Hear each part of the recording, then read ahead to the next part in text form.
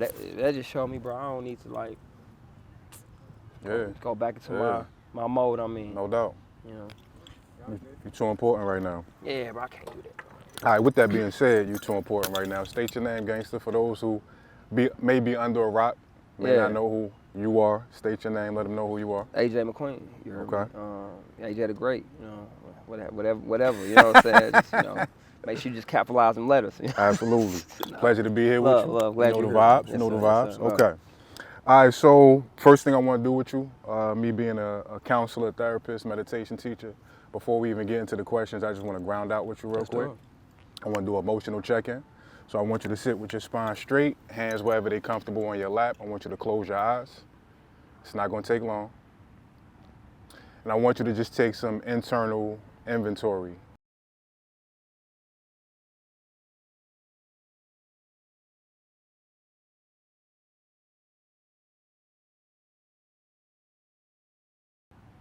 Even let go of the idea of your bro sitting opposite of you.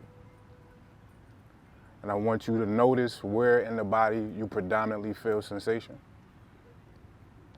I want you to locate any body parts that may be tight, that may be particularly tense in some type of way, or just holding energy.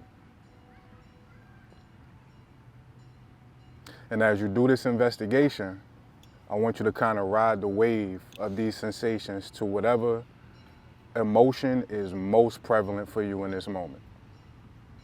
And whenever you locate that or those emotions, you could, while your eyes are closed, you could just start to rattle them off. But give yourself at least like 15, 20 seconds to discover what's there.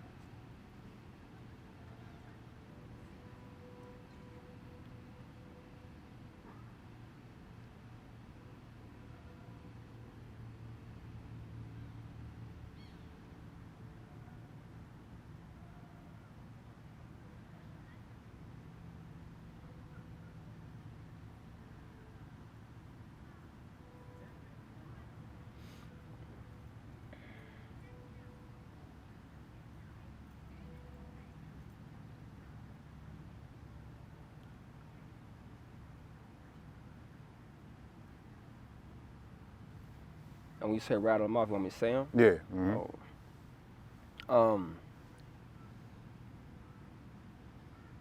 I definitely feel my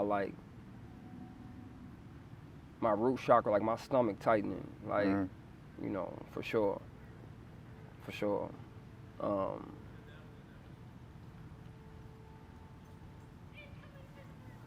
The throat chakra, you know, getting a little scratchy. You know what I mean?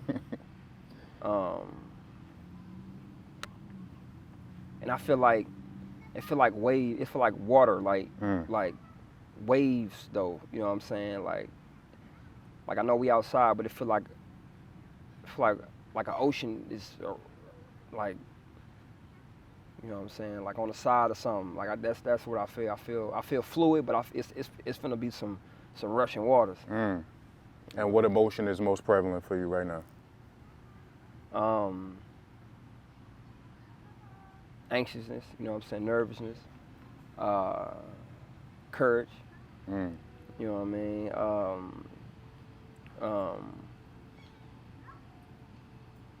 but with all that, I'm at peace though. At the same time, that's a beautiful feeling though. And last question before you open your eyes, you made a classic song about anxiety. Why anxiousness right now? What's at the root of that? I feel like the direction of this conversation, of this moment, is about to be something.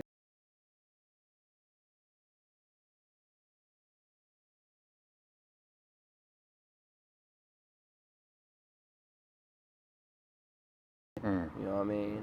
And I'm opening myself up in a way that I never have. So that's where the anxiousness is coming from. But along with that is the readiness to do it. So. All right. With that said, let's get it. You can open your eyes. Before we even go into it, I just want to express gratitude to you. Not just for being in this space, having the honor of holding this space with you, but we could curse, right? Yeah. Real shit. Yeah. I had a moment yesterday. I had a day yesterday, and there's been a lot going on. You know, I spoken to you about what's going on with my son not living here. His mom, my mother just had surgery. So she had a lot of, she don't even realize she's had a lot of trauma that's come to the surface, where I realized our relationship ain't what I thought it was. And it needs a lot of repair. So I had a day yesterday where I just wasn't feeling my best. Yeah. You know what I'm saying? I wasn't feeling docs, to be like real frank with you. And I knew we was gonna have this moment today. So as I'm going through the album, I'm trying to be on my professional shit. I'm also a fan at the same time and enjoying the music, but also I realized at a certain point, like, you was carrying me through yesterday. You wasn't even there with me in the flesh, but you was carrying me, and I had went to a spot before I went home, got some food, and it was like this little section where it was secluded. And I got to the end of the album, and it was just so much my own emotion, and then hearing your story and how it connects to not just me, but us as black men. I'm like, let me just take a second, bro. Like, went over there, got some of the tears out, dusted myself off, you know what I'm saying? Came back to being a man. So I just want to say thank you, not just for that moment, but like I told you in the text yesterday, it's not just an album. Yeah. You have put down an offering at the altar of hip hop, and at the altar of the experiences of people, but especially black men, in a way that's never happened in hip hop, at least from my perspective. Thank you. So I want to thank you for the effort it took, the transparency, the vulnerability it took to create this project. Thank you. Right? So with that being said, what's the name of the project? Sorry, Ma, I was distracted. When we first talked, you had a different title. Talk to me about why you made the change. So I actually went through a couple titles. You know, at one point it was going to be called The Oak That Grew From Concrete. You hear me? And that's just, shout out to Pop. Yeah, shout out to Pop, man. You know what I mean? You know, The Oak That Grew From Concrete, that was the first one. You know, whereas Pox was, you know, The Rose That Grew From Concrete. But and that was inspired by, I'll never forget, I had, there was a black man, and I was in class. He was one of my professors, you heard me? And he used to always call me difficult. I mean, he's so difficult, you know what I mean? And he was like, you know, you like the acorn that busts through the sidewalk. And I was like, what? And he was like, yeah, you place a seed in between, even if it's between two plates of concrete, it's gonna grow. It's gonna find a way. With the right elements. You know what I mean? He said, you got to remember, the tallest oak tree is not the tallest oak tree because it came from the strongest acorn. It's the strongest because also no lumberjack cut it down, no chipmunk ate the bark, the sunlight was in the right place, it rained on it when it's supposed to, nobody got in its way. Said, so yeah, you strong, yeah, you these things, you come from hard, you come from the concrete. But God has been there for you your whole time. You know what I mean? So that's where the original title came from. Then when I started creating the project, you know, it became more like my origin story. It became more like, so I didn't want a title that was so like vague that needed too much explanation. You heard me? So I'm like, man, if we're gonna call this mother 1515 Oak Grove. Still got the oak in there, but you know, that's my grandmother's address. You know, that's where my childhood really starts for me. You know what I mean? And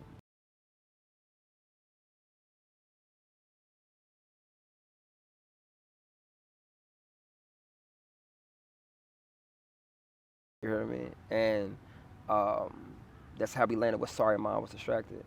You know what I mean? Because it's this definitely my origin story. It's definitely about my life. But as I got deeper, you know, through this project, I needed my mother's help. But I never asked her for help. I just started talking to her more. Me and my mom been talking more throughout this year than I've ever talked to my mother, bro. You heard me? Like talks. I love my mom. We hang, you know, on the phone, you know what I mean, when we not in the same spaces, but we don't talk like that. We have talked. I learned about myself. I learned about my upbringing. I was able to ask her questions she was never open to answer. You heard me? And I was open to receive things that I was never open to receive. And so, you know, Sorry Ma, I Was Distracted. It's like me realizing who I am and my purpose and my greatness through conversations and the why of what I went through, and where I feel like I'm supposed to be. And it's just like, sorry, Ma, like, and when you hear the project, you'll hear why, you know what I'm saying? Like, sorry, Ma, I was distracted. But also in relationships, when I'm in relationships, you know, it's just St. Louis slang, I say Ma. I say it to women I'm in a relationship with. Same thing, I'm from Jersey. Yeah, so, you heard me? No so, doubt. like, you know, so that Ma is my mother and also every woman, you know what I'm saying, that I've ever loved and cared about, that have loved me, you know what I mean? It's just me apologizing to all of them. And already right there, I talked about how this is kind of a letter to black men. Yeah. But then you got the dichotomy It's because you definitely also dichotomy, speaking yeah. directly to the divine feminine energy and the feminine energy that hasn't ascended into their Yeah. divinity yet. So you're really covering all bases on this project, Yeah. which I appreciate as I was listening to it. Gratitude. Before we actually go into the first song, you mentioned Tupac. And I tell you all the time, not just being able to experience your music, but getting to know you as a man, getting to know you as a brother. What I get from you is that you are what Tupac could have possibly became if he had the chance to evolve. I know that's big words. Big words, sit bro. with that. You know, I tell you that all the time. I don't know Yeah. if you fully receive it yet. We'll talk about receiving. When you said it, I've just processed Right. it. You know what I mean? I Right. still don't feel like I Right. have, because it's heavy. It's hard to see it from the inside out too. We probably got a better bird's eye view than you could actually see it. But I see in the comments too, people saying, like when I put it in the comments, a lot of responses to that because that's how people feel about you. So these lyrics aren't from the album, but you said in a previous song, I'm hot now. They treat me like I'm Pac now, right? Nose ring, bandana with the locks now. I got the game on lock. They need a locksmith. Hail Mary, I'm Pac's gift. Dear mama, your son done grown up, right? So with that being said, and how much of Pac's energy you embody, if Pac was sitting here right now at 25 years old, before a lot of his energy and his karma came to fruition, because it wasn't like Pac was victimized. Whatever we put into the universe is going to come back, so we can do all the good in the world and still make certain missteps that can put us in a position like Pac ended up. What advice would you give to Pac at 25? Man, that's a great question. You heard, one, I feel like me and Pac would have been best friends. Yeah. You know what I'm saying? Like best friends. And you know, just studying his life. You know, I grew up like I was listening to Pac when I was in the hood in Wilson. My big cousin Larry had all Pac CDs. My big cousin Larry was the outlaw. Well, he was an honorary member of the Outlaws. You heard me? And so I used to go listen to, and that's how my affinity for Pac came. You know what I mean? And that's the first death that I was young. Mm-hmm. I'm like, hold on. Shook all that's of the first, us. you know what I mean? But no, if Pac was here today, man, the advice I would give is to evolve. You know what I mean? That would be it would be that, you know what I'm saying? Because I think the parts where he showed his evolution, I mean, if you really paid attention to Pac, then you know you've seen parts where he showed where he peaked out. But you know, when a caterpillar turned into a butterfly next, you know what I mean? It's fully, I mean, it's a butterfly now. Mm-hmm. You hear me? And so it would have been that, you know what I'm saying? It would have been to evolve, you know what I mean? To heal. The things that I'm doing now, the things that I feel like that I have been able to do, that definitely would be my advice. You know what I mean? And so it would have been evolve, to heal, and to, I don't know, like, let go, you know what I'm saying? Let go of the things that was being held on to. I'm glad you said let go, because of course Pac and Nipsey are in similar veins, and we both got spiritual connections to both those brothers. You saying let go right before you said that, I had the question in my head, do you feel like they were still a little bit too attached to the gang culture? Because you come from that, and we're going to talk about that. You talk about that a lot on this album, probably more than any other project. So you literally was in it. Do you feel like that was part of the downfall? That's definitely what it is. Definitely, bro. The need to, the acceptance is there, even when you don't say it. You know what I'm saying? I go, you know, there's times where I go back to Wilson. I want to go take a picture by the street sign of Wilson and MLK. Just let niggas know I'm outside. You hear me? And it's like, why though? Why? I took my team. I took a few of my team with me to the crib, and what they I don't even think they realized I put them in harm's way like 7 times. Why? Why? What? Why? Why do we need to why, bro? You heard me? And so I had to, through this whole year of my growth and me realizing I put my team in harm's way and my lady in harm's way. All for what? You hear me? Because I wanted to, because there's the attachment there. There's the feeling of, one, y'all don't know. I need y'all to know who you're, like, so there's that part. There's a purity to it. I need y'all to connect the dots, man. Because I feel so, it's like going to war and coming back and feeling like don't nobody really know your life. So there's that part of it, you know what I mean? And then there's the other part of it, the Nipsey part, the Pac part, where it's like, I need people to understand, like, you know, or needed, because this is past tense for me at this point. You know what I mean? I needed people to understand, like, that I ain't, like, you know what I'm saying? Like, there's elements in me that ain't, that's Teflon, that's different. You know what I mean? I want you to touch the concrete I came from, so you can know where I come from. But two, just in case you ever thought shit was sweet. Like, but why though? Right. You heard me? Why? Why do I need them to see me outside in my 30s? You think it's ego? It's definitely ego. It's ego is pride, but it's also when you don't evolve, you still attach, like the roots of, like those are my roots. So it's also this feeling of because it's not just the harm's way part. I also had them in my crib with my mama, and so it all go together. It's, I want y'all. I'm bringing you into like me. So only thing I didn't do yet is show you my bullet holes physically, but I'm being vulnerable. But that vulnerability, some gangsters only know that vulnerability, bro. People look at it as ego only. Nah, it ain't ego only, bro. It's vulnerability. I mean, I want you to know the reasons I cry. I want you to know the reasons I get quiet. I want you to know the reasons that I'm so passionate. I need you to see it. And if I can show it to you, why not show it to you? Hey, let's go. I'm going to take you where I got shot at. This is the spot. And what they didn't know, I took them where I got shot at, and I'm worried. I'm like, all right, we need to go. Because it could get wicked. Right. But why, bro? Right. You hear me? Because, you know what I mean? So that's something that not necessarily I regret it, but I definitely evolved from it. Do you still consider yourself a blood? No. That's big. That's a big statement. No. Because I know it's like you said, being on the swivel, not just in that environment, but just in life, keeping that thing on you when you got to. Elements stay with you, but I've never spoke with a former gang member that completely relinquished it. And I know you're not doing it in a disrespectful way. You're just in a different phase of your life. But to make that statement, I feel like that's what stopped the Nipseys, the Pac. So that's huge. Yeah, and I just got there, bro. Yeah. Like recently, like the last six months, 5 months, bro. I'm gonna tell you the moment it hit me. I went to the store, and I had I was gonna do this show at Miller Outdoor Theater, and I saw this shirt that I really liked in the store, but I walked away from it because it was blue. I saw it. It was like a blue, like denim. I was like, shit. When I did it this time though, it didn't. I've done it so many times, but I never got stopped in my tracks by the Most High, and my inner child, and all these different elements, and a woman's voice. And we could talk about that woman later. A woman's, all these voices in my head, like why? My nigga, I went back and bought that shirt, put it on boldly on Miller out on one of my biggest shows. People wouldn't know that happened right there. You can't find me in a blue shirt, bro. You can't find it. Because the person that shot me had on a blue shirt, bro, and a blue bandana, bro. That's the first time you cannot find me in blue ever. You're not going to find no picture, no video, not even around the house, not even going to take out the trash. You're not going to find me in blue because I was like, hell nah, bro.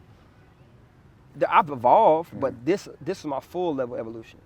Because if you would have called me some years back, I didn't let people, if you had on too much blue, I was like, man, nah, we can't do this interview, bro. You need to take that off. That was me years ago. My final form was me looking at that shirt saying, I like this. You heard me? I've never been there before. And unless you really know my life, unless I take you to my crib or have certain conversations with you, you would know that when you wouldn't have rejoiced with me when you saw me in blue. Some people didn't. But I stopped. It ain't even, my evolution ain't even about people no more. So I detached that too. You heard me? But when I put that on Miller Outdoor Theater, I declared something to the point to where my cousins like, crip ass. But I evolved, bro. I ain't never wore blue in my life, bro. I got goosebumps on that. That's huge. It ain't accepted in my hood. Right. And that's the thing too, because I know we have similar journeys. I wasn't in the gang shit, but I definitely spent my time in the streets. We both spent time in Christianity. We leveled up, got into the consciousness, Black Power. So with all these different, I guess, blossomings into different versions of the butterfly, it's new rules that you got to adopt, right? So to be able to say that in a moment like this, even a culture that nurtured you, you still needed that experience. But I'm not bound to y'all rules neither. Just as much as I'm not bound to Uncle Sam's or what Christianity tell me to do, I make my own path, I make my own rules. I think that's huge. You also mentioned going back home. You mentioned The root, you mentioned the word root, right? Yeah. So on the first song, first thing you said is it all started on Oak Grove, right? And then you also referenced you being a young Simba. Yeah. On 64, I was a young member. Wishing niggas would, real limber. My family tree had no timber. I remember no TVs, eating TV dinners, going through hell, but we had God with us. And I remember being at a retreat. One of the practitioners said, as far as our ancestry, as far as our lineage, it's like the umbilical cord from this current iteration of God all the way back to source before form took shape. So at what point did you realize and take on the onus and the responsibility of knowing I gotta be the one in this chain, in this lineage, that gotta break a lot of this shit. Yeah. That gotta break a lot of these curses. When did you accept that task? I honestly feel like I accepted that a long time ago though. You know what I mean? Like, and people are heard when they heard the project, you heard the skits, you heard the conversation with my grandma, and what people don't know, that conversations back in 2018. She's still with us? Yeah. Okay. 88 years old. You know what I mean? 88, And the skit that's in there is actually is older to where she still could talk the way she could talk and she could stand. My grandma now, she don't have that in her voice no more. You know what I mean? But we had a conversation we had one conversation of its kind, and she was saying about me speaking for the people, you know what I'm saying? And me speak. I've always been that one, bro. I lost it a little bit because I wanted to be accepted by people. So when you want to be accepted so bad, you stop speaking because you know somebody gonna be disappointed. You know what I mean? But I've always had carried a burden, bro, of lineage. I don't. It's been. They talking to you right now. Yeah.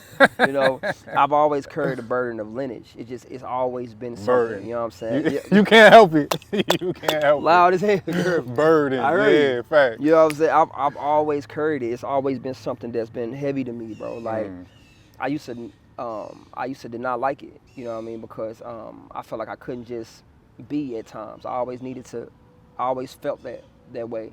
I think more so now, this season of my life had to go its way for me to step into that in full form. But it's always been something, I think, since my youth that has kept me up at night. You know what I mean? That's not allowed me to do what everybody else is doing and see things the way everything else is seeing. You know, when I was young, I was taught nationality before I was taught religion.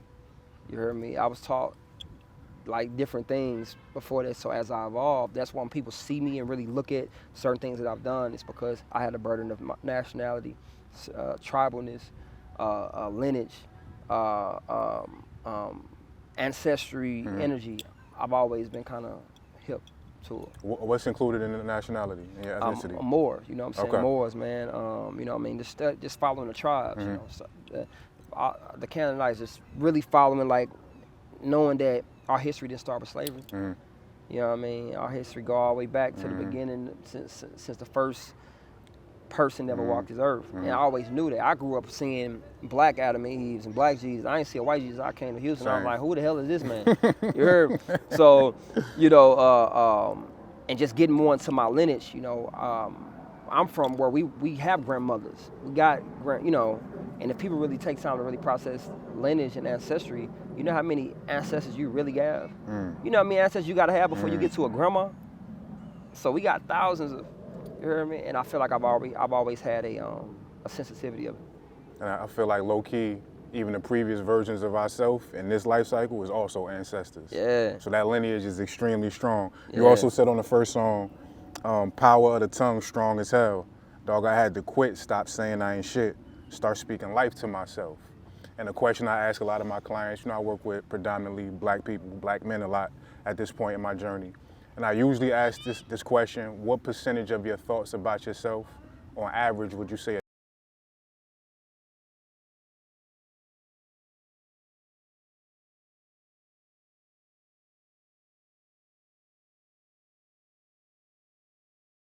is in the tongue?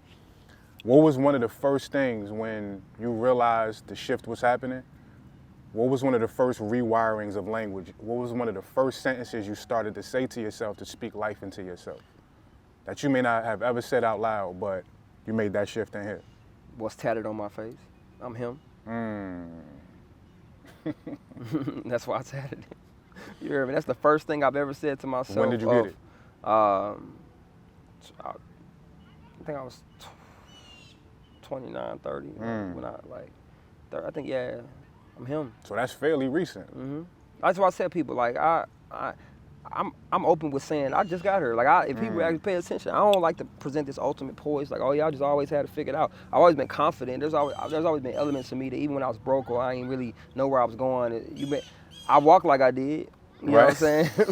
But this journey's allowed me to get a lot more vulnerable, a lot more transparent, and that's first thing. And it was a reminder to me. And you know, some people see it as, you know, like now these days, a lot of people just want to say I'm him and I'm whatever. But I said to myself, and people see the confident factors of a black man. You didn't see the moments where I cried though, where I felt inferior. You know what I'm saying? Where I started to look at myself and question if I was tall enough, if I was strong enough. You heard me? If I was handsome enough. You know what I mean? If I was attractive enough. If I was enough. You didn't see those parts. All you see is I'm him.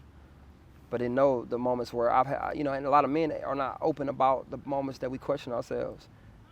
You know, am I this? Am I strong enough? Am I this? Am I that? Shit, am my dick big enough? We have different questions in ourselves with our, you know, men ain't gonna say it. You hear me? But that was the first affirming word that I accepted, and I said I'm him.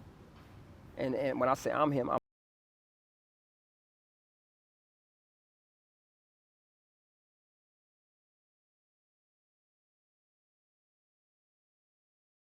my lineage. I'm the one that's gonna heal. I'm the one that's gonna to grow, and so people see it and they don't know the context. So much and that's more okay. that go into those. It's kind of hard to put the context all on my face. You know what I'm saying? But the I'm him is for me though.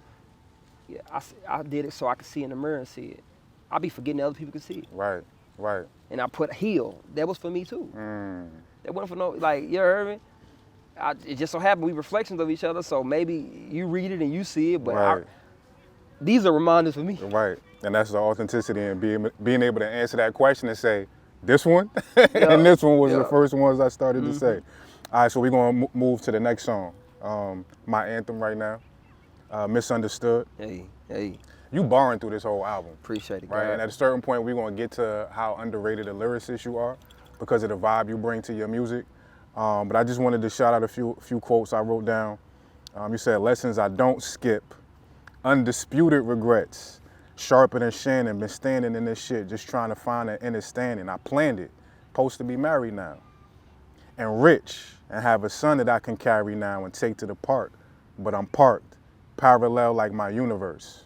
Okay, it's a lot there, Man, lyrically. That's a whole. You are him, right? But that last part of it, I feel like men have biological clocks that often don't get talked about. Women are under a lot of pressure to have the family, to have the house, the husband.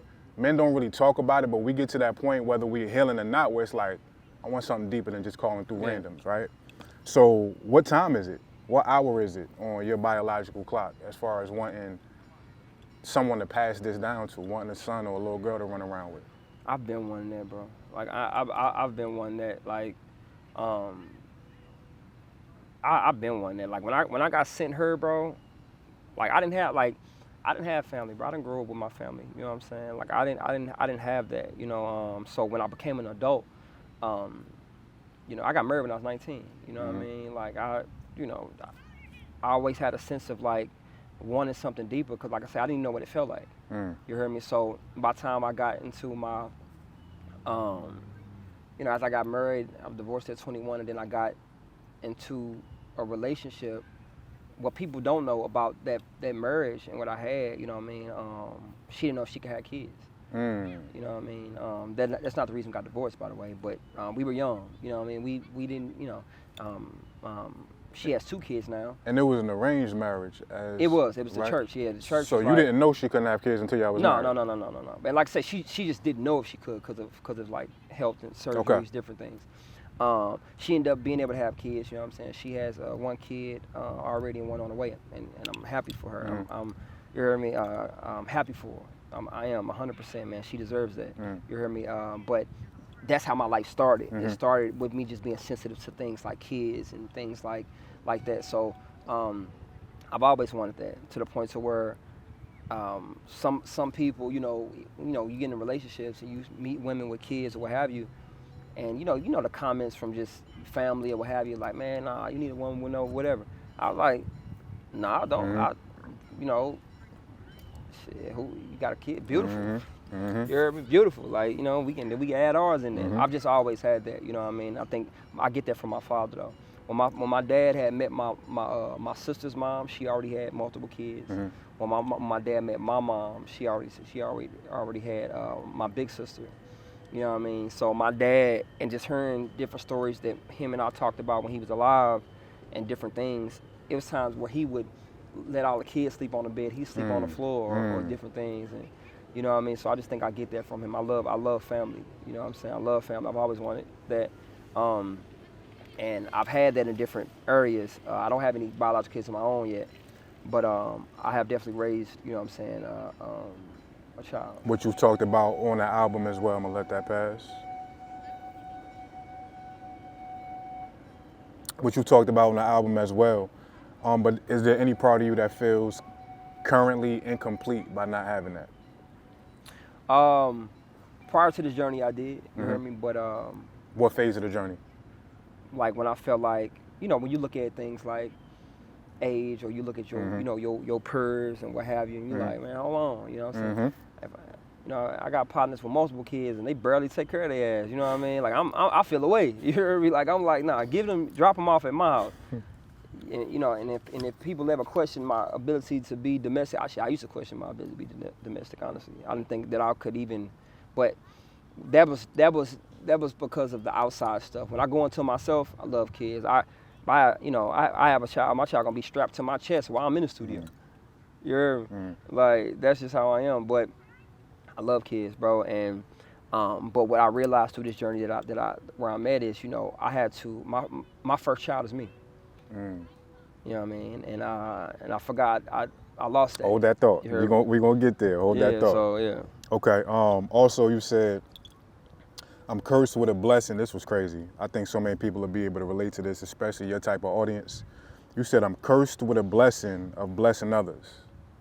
And at the end, I'm the one that's hurt. Who told you that too? Somebody? My sister. Your sister. My Okay. sister, yeah. At the end, I'm the one that's hurt and stressing over. God tested me over the same shit. Thought I passed this, but I'm stuck in a loop. How I'm gonna make his tree, right? Boy be barring, with this strange ass fruit. I've been juicing, squeezing, grieving, dead leaves leaving, cleaning, making room for new seasons.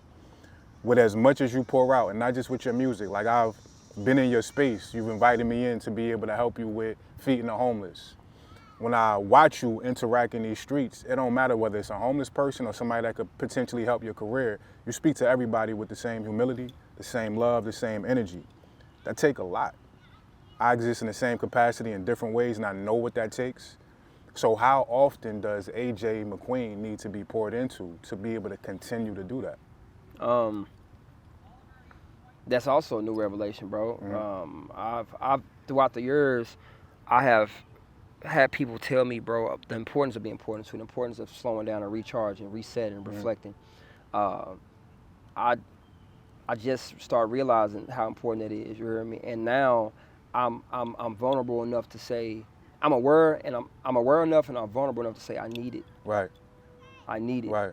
You know what I'm saying? If I ever made you think that I could run this shit off of my own fluidity alone, I'm sorry that I made you think that. You heard me? Because when you ain't around, I'll be sitting there feeling it. At night, I emotionally, I'm depleted. Spiritually, I'm depleted. You know what I mean? Mentally, I'm depleted. So I see that more as a black man that wants to do more than go to work, eat shit, and sleep. But also as a person who wants to leave a mark on this world. You know what I mean? It's definitely important. You know what I mean? My sister, she told me that. She's like, bro, you always blessing somebody. What about blessing yourself? And a lot of conversations that I've had, bro, I wasn't open enough to. It's like planting a seed, and like the Bible talks about planting seeds, and some seeds falling between rocks, or some being picked up by the raven, or some being choked out by the thorns. This is the first time the seeds that I'm getting from people, and people like, man, I told you this before. Why you wouldn't hear me? My soul wasn't even ready to receive, man. because I had to do some plowing. You heard me? I had to tend to my own soil, and so now the soil's hitting. So my sister's saying that that's an old conversation. This project is me sitting with myself and her and like, oh shit, you know what I mean, and me realizing, but definitely important. And I want you to be specific for the men that may be listening to this that look up to you. How many times a week does that look like? Whether it's me and you going to be human, whether you're sitting on a Jeep looking at the moon, how many times a week do you need to be poured into to continue? At least 3, at least. And the same amount of time I would go to the gym and do my physical, bro, I have to, you know what I'm saying? Like I said, whether that looks like me sitting on my Jeep and writing, which I do that often now, that's multiple times throughout the week, whether that's me reading, like I actually have found a love for reading that I lost before, or that's like say going to be human linking with my brothers. Prior to this season, bro, I ain't had no men around me. You heard me? Like prior to the season, you would have looked at my life, you would have saw a whole bunch of women. Likewise. You know what I'm saying? So it's a lot that changed, and my real brothers, real brethren that I've opened up to, they can see it, and I've had men that literally be like, bro, I see you, bro. You know what I mean? And that's meant a lot to me. So those things are imperative to my whole being now. And pride and ego have you acting like it's not, though. But again, behind closed doors, you in there hurting mentally, like, damn, I wish, or this, or, you know, mentally it had you in your head thinking like, damn, I ain't really got no, nah, I'm honest with those things now, to the point to where I call and get in your space now. Hey, bro, you heard me? What we on? You heard me? Like, you heard me? I need that. I need that energy, man. Yes, Lord. Okay, and I know we're doing this in parts, so before we transition to the next part, I want to end this part off on, I guess what social media would call the T, right? And initially, like when we spoke about having this conversation, I don't even feel like this interview, we just vibing like we always do. You said, nah, go there, right? I was trying to keep the gloves on to respect your privacy. You're like, nah, the people need this, I need this, right? So there's also lyrics on Misunderstood, where you're talking about your previous relationship, right? Which was a public relationship. And you said, she say this your karma, and this ain't got shit to do with your mama. This your drama. Yeah, you a liar, you a cheater, where your honor? I internalize internal lies. First of all, before you could even get to the point of the split, what was it about that particular relationship, about that particular woman that made you speak about her in ways where you've told me I ain't never looked at a woman this way, I ain't never felt this way about a woman? Yeah. What was it about her? This the first woman that I've ever met in my life that I felt actually saw me, though. I wasn't even in a place to where I was able to, and like it's like when I met her, I was on the back end of, I wasn't where I'm at now. It was loading though, I feel. You know, I feel like it was coming, but it's crazy. All this stuff had to happen for it. So it's crazy how it happened. But nah, man, real reflection. You know what I'm saying? Like a mirror of love. You know what I mean? And it was so, it just happened. Like, you know, I said in the old song, like a freestyle, I was like, you know, we're perfect strangers. Like, because prior to her, we weren't looking for each other. You know what I mean? Like, we weren't, you know, like to the point to where if I would have known that I was gonna meet her, I would have waited and like, let me get my life together, love. It wasn't only that she saw me, but it was also the place where I was in required that, you know what I'm saying, required a reflection, required somebody that could see me in a different light, and then her courage to be able to hold me accountable, you know what I'm saying, and say things to me that not many have said, or not many have, or that some people have said, but also I wasn't in a place to receive, you know what I mean? So that's the courage. So in that line where I said, she said it's your karma, this thing I should do with your mama. So when I rap, it's like, there's an absolute there, and then there's context. So you're not going, the conversation was not directly like, this your karma, this ain't got shit to do with your mama, this your drama. It all didn't happen in that same sentence, but those things were said in different things. And as an artist, as a lyricist, I piece those things together. And yeah, you know, in that relationship, man, for me, hit me in a way that, you know, that none ever have. It allowed me to receive. I didn't receive when I should have. What I definitely, I heard her, you know what I mean? And that song Misunderstood, it's it's one of them songs that I don't know if she's heard it, right? I don't know how she would even feel, you know what I'm saying? But I had to say it how I said it, you know what I'm saying? And that whole first line was pieces of conversation that we had mixed in one line. What did you learn about yourself via, I'm not even gonna call it a breakup, via the transition of your connection? What have you learned about how you show up in relationships? I learned that I suck, first of all. Hey, listen, I learned that I suck, though. You know what I'm saying? I learned that, that I need to grow up. You heard me? I learned that, I was self-absorbed in ways, you know what I mean? Don't get me wrong, I ain't finna just shit on myself and act like I didn't have parts of me that were budding and that were growing, you know what I mean? Because my this self-love journey that I've been on has allowed me to look at all the aspects of me, but I definitely had ways that were not safe. Bro. What were some of those ways that you're willing to share? We talk about creating space, but not the responsibility of the space we create. You know what I mean? And so that's been a big trend, man. Create space, hold space, hold space. Well, you're responsible of that space, and that's the thing that I didn't realize as well. But bro, in that relationship, bro, I had to realize and really admit that I was not a safe space. You hear me? I was not safe financially. You hear me? I was not a safe space emotionally. I was not a safe space mentally. And I was not a safe space sexually. That's honesty. You know what I'm saying? And regardless of my intentions. You know what I mean? Because with a woman, you know what I'm saying, and a woman that you love and a woman that you really see as when you talk about wife, marriage, kids like that, what I was doing was just growing and kind of like, instead of stopping and actually dealing with myself. And that's one thing that I wish I would have did, you know what I mean, before I met her, you know what I mean, because it would look totally different. But when looking at it, everything happened how it, you know what I'm saying, how it needed to, because I wouldn't even be here. Because what happened in our relationship was a catalyst. My thoughts was already there. I felt like I was growing and evolving, but I was moving at my pace and on my timing. And if you're gonna do that, you shouldn't be in a relationship. Not saying that the relationship should feel like pressure, but there's a whole soul that you.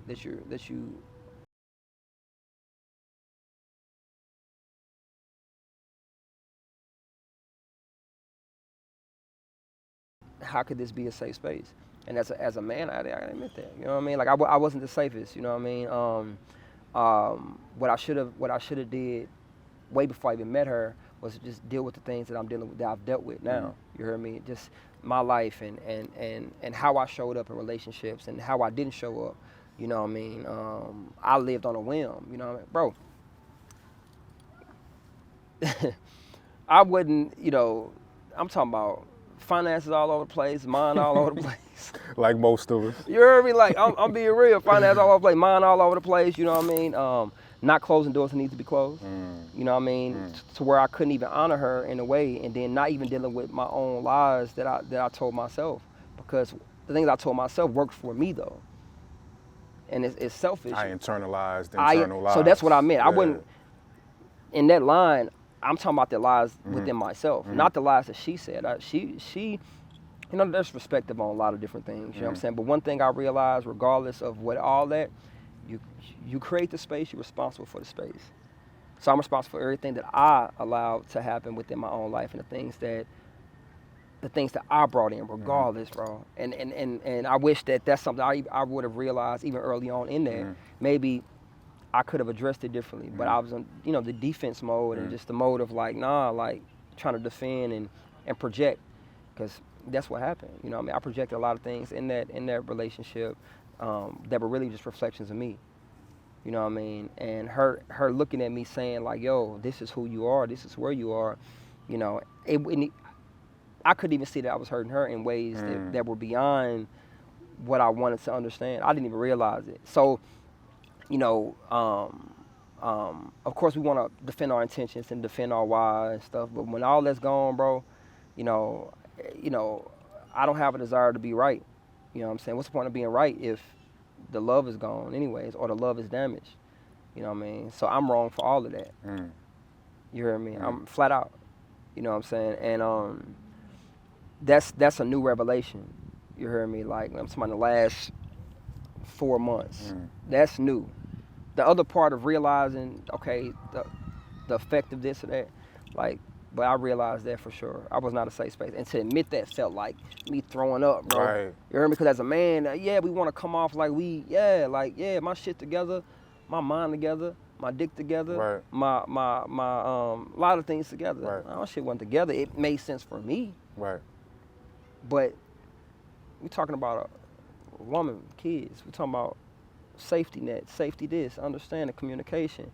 You know, it's different needs, it's different desires there. Right. So I just had to grow up, bro. Yeah. You hear me? And really evolve for real. Yeah. And that relationship definitely. I mean, I thanked her for it. Right. You hear me? I thanked her for it.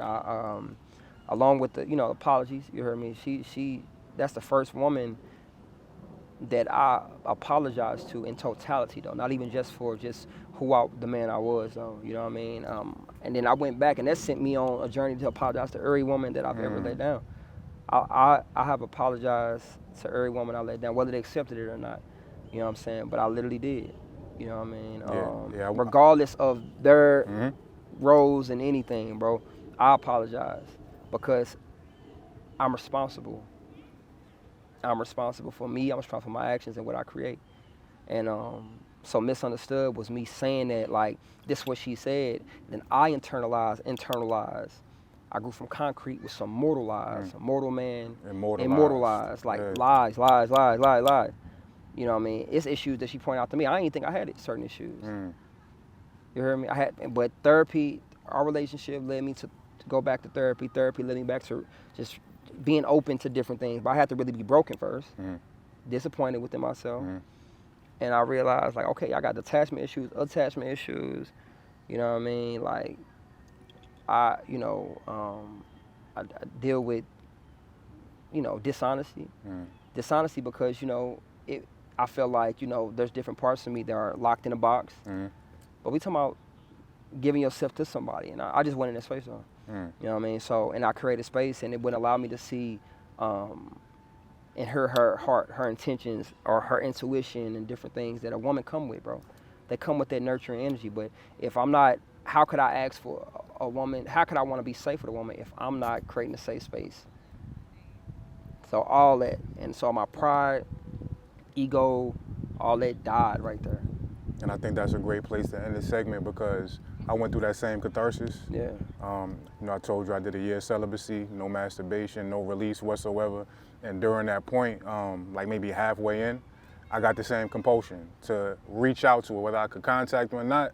I reached out to as many women that I felt like I had damaged as well because brothers are being in relationships and they may have evolved, but they haven't, made right the energies that they have already put into the grid of feminine energy. And then that leads you to understand that there's two different type of compatibilities. Like you said, y'all was compatible on so many different levels, but there has to be a compatibility as far as pace of evolution. Yeah. Right? You may have been beyond her in certain ways. She may have needed certain things based on what she was at as a mother. So for you to be, if I could add, she may have been beyond me in certain places. Right. And I that's what I realized that emotionally, for sure. Right. Because I wasn't. You know what I'm saying? Prior to her, if you would have asked me what relationship looked like, I would have told you multiple women, multiple kids. That was before her. When I met her, it was like, and we can get into that later. Yeah, we're gonna talk about the poly later. Yeah. You know what I'm saying? Like, but no, that's what misunderstood was. Okay. It was me, her saying those things, my reaction to those things, and then, but what she said wasn't a lie. Right. What she said was the truth. Right. I was lying to myself. Right, but even with that, you wasn't random. There's a reason you did it. You know what I mean? Yeah. All right.